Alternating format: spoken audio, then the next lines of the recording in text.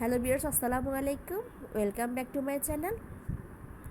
আজ ঘুম থেকে উঠতে একটু লেট হয়েছে, ঠান্ডা লেগেছে অনেক, শরীরটাও ভালো না খুব একটা, তাই বাইরে থেকে আজকে নাস্তা নিয়ে আসলো পরোটা আর এই যে ডাল ভাজি, ওদের ভাষায় আর কি, আমি বলবো সবজি।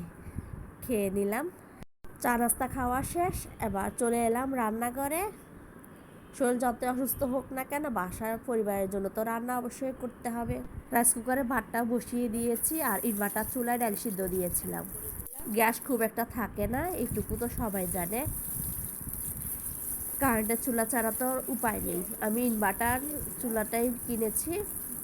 যে এখানে আমি সব ধরনের পাতিলি ইউজ করার চেষ্টা করি, তবে বেশিরভাগ এই প্লাট পাতিলি আমি করে থাকি। ডালটা নামিয়ে নিয়েছি, ডালের ভিতরে হলুদ, পেঁয়াজ, কাঁচামরিচ, রসুন, লবণ যা কিছু লাগে আর কি সবই দিয়ে দিয়েছিলাম। আর এখন পরিষ্কার একটা এরকম প্লাট পাতিল বসিয়ে দিলাম আর এখানে পেঁয়াজ, রসুন, সয়াবিন তেল দিয়ে ভালো করে লালচে করে নিচ্ছি। লালচে আকার হয়ে গেলে তারপরে আমি ডালগুলো এখানে ঢেলে দিব। ডাল অবশ্য ঘন করিনি, পাতলাই। আপনারা ভিডিওটি দেখুন এবং উপভোগ করুন। যেদিন আমি এরকম ডাল রান্না করি সেদিন আমি ভর্তা করে থাকি। আপনারা ফুল ভিডিও দেখলে অবশ্যই বুঝতে পারবেন। আর আজকে একটা ইউনিক ভর্তা করেছি, যেটা মায়ের খুব পছন্দ। ফুল ভিডিও দেখলে আপনারা দেখতে পাবেন, ভিডিও স্কিপ করবেন না। হঠাৎ হঠাৎ বৃষ্টি হচ্ছে বাইরে, এখনও অবশ্য বৃষ্টি আর মেঘলা মেঘলা হয়ে আছে, যদিও তাও ঘরে ব্যবসা গরমটা যাচ্ছে না। এর মধ্যে ডালগুলো এখানে দিয়ে দিলাম, লবণটা চেক করে দেখি। লবণও পারফেক্ট। এদিকে মা অপেক্ষায় আছে, চা খাবে। আর আমার ছোটো মেয়েও চা পাগলা। চায়ে বলক উঠে যাওয়ার পর এখন আমি চা পাতা অ্যাড করে দিচ্ছি। যেহেতু দুধ চা বানাবো তাই চা পাতাটা একটু বেশি করে দিচ্ছি। আর এদিকে আমি বাকি কাজগুলো আস্তে আস্তে গুছিয়ে নিচ্ছি।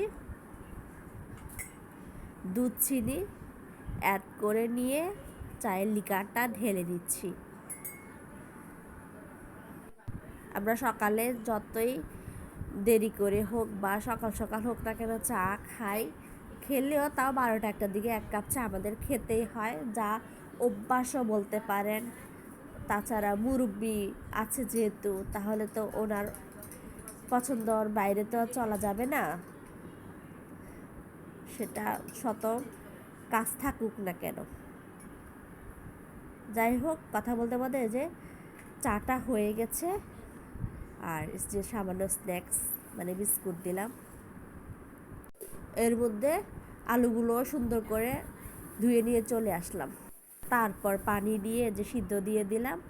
আর আজকের এই যে ইউনিক রেসিপি রেডি করছি।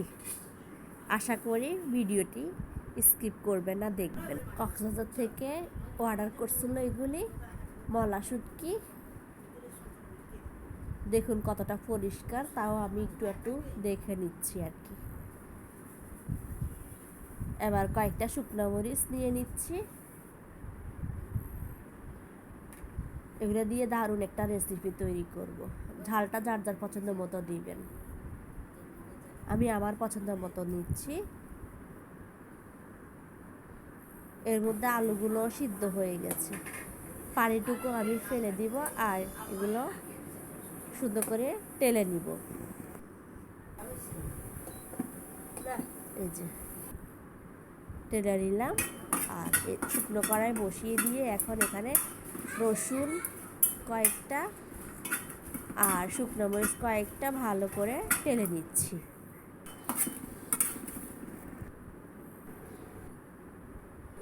নিয়ে নিলাম শিলপাটা। আর এখানে এখন সুন্দর করে এগুলা যে বেটে নিলাম। আর শুটকি এগুলা সুন্দর করে ধুয়ে নিয়ে চলে আসলাম আর পরিষ্কার একটু পানির মধ্যে ভিজিয়ে রাখলাম, যাতে কিছুটা নরম হয়ে যায়। সুন্দর করে বেটে নিলাম আর আন্দাজ মতো লবণ নিয়ে নিলাম। আর পেঁয়াজগুলো কুচি করে দিয়ে এখন একটু হালকা মিহি করে পেঁয়াজটাও সুন্দর করে মিক্স করে নিচ্ছি। আমার অনেক ঠান্ডা লেগেছে, তাই কথা বলতে কষ্ট হচ্ছে। ভালো করে মাখিয়ে নিচ্ছি। পেঁয়াজটা একটু বেশি করেই দিবেন। এর আগে আমি আরও করেছিলাম, অনেক মজা হয়। আপনারা বাসায় এভাবে করে ট্রাই করতে পারেন। অনেকগুলি সরিষার তেল ঢেলে দিলাম, তারপর আবারও ভালো করে মিক্স করে নিচ্ছি। তৈরি হয়ে গেল আমার মলা শুটকির ভর্তা। একটি পরিষ্কার প্লেটে তুলে নিলাম। গরম গরম ভাতের সাথে কিন্তু খেতে হ্যাপি হয়। আর এই যে আলু ভর্তাটাও এখন করে নিচ্ছি। সরিষার তেল আগে দিয়ে দিয়েছি, পেঁয়াজ কাঁচামরিচ দিয়ে ভালো করে মেখে দিচ্ছি। কি হয়েছে মা? আলু ভর্তা খাবা? হ্যাঁ, কাঁচামরিচ তো মা, এগুলো এবার ক্লে হয়ে গেছে। দূর যা।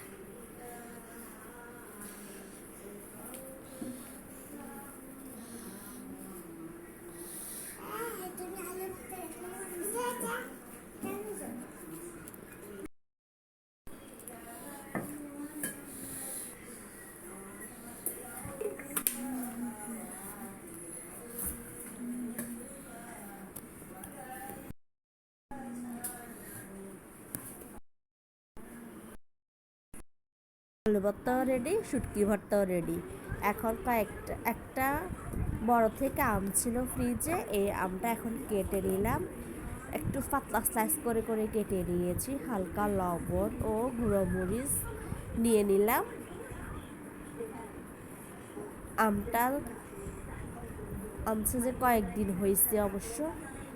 তো এখন সামান্য একটু কাসুন্দি দিয়ে ভালো করে মেখে নিচ্ছি। আম মাখা বাড়িতে অনেক খেতাম, কিন্তু এখানে খুব একটা খাওয়া হয় না। তাছাড়া আমেরও দাম বেশি, বাসাও নিয়ে আসে না। আম ডাল খাওয়ার জন্য অবশ্য নিয়ে আসছিল। এই যে কাসুন্দি দিয়ে বানিয়ে ফেললাম, অনেক মজা হয়েছে। আর খাওয়া দাওয়া শেষে মেয়েকে খাইয়ে দিচ্ছি এখন।